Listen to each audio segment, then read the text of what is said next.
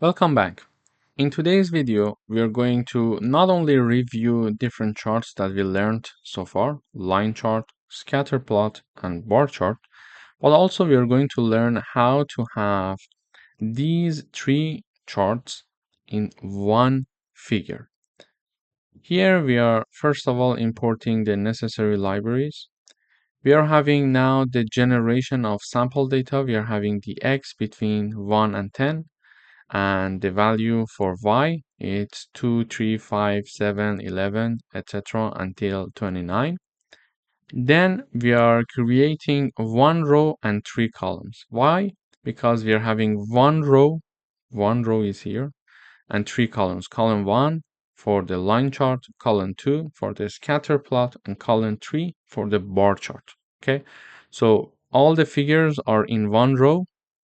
It's not like we are having one here and one here, so we don't have two rows. One row, column 1, column 2, and column 3. Now, after having this, we are going to plot our charts. So we start with the line chart. We want to have it to be index 1. So index 0 to be column 1. So column 1, index 0. Column 2, index 1. Column 3, index 2. So column 1, index 0. Column 1, index 0, we are having it here. So we use the plot function. We are having x and y. We are having the marker O. So you see we are having at each data point, we are having the marker O. Then we are having the line style, which is a solid line. So it's a solid line.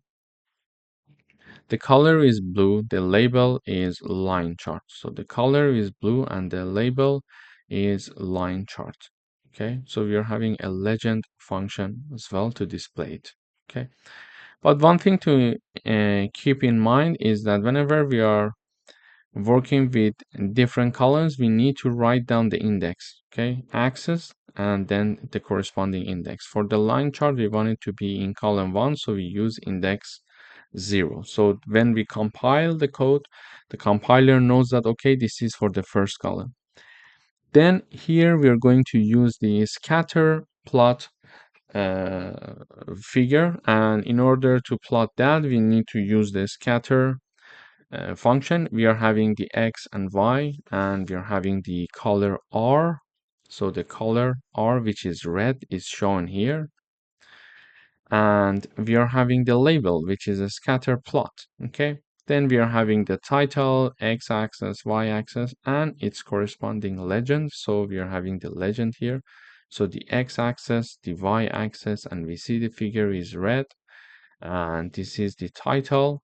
And we are having basically the same data, but this time the data is shown in a scatter plot. Previously it was like a line chart. Okay, finally we are talking about the third row, which is a bar chart, and the index of this row is 2 because we start from 0, 1, and 2. And in order to let the compiler know about that, we are going to have the index 2 there and axis 2, okay, because we created the axis here when we were saying that one row and three columns. Then we are having the bar function to plot our bar.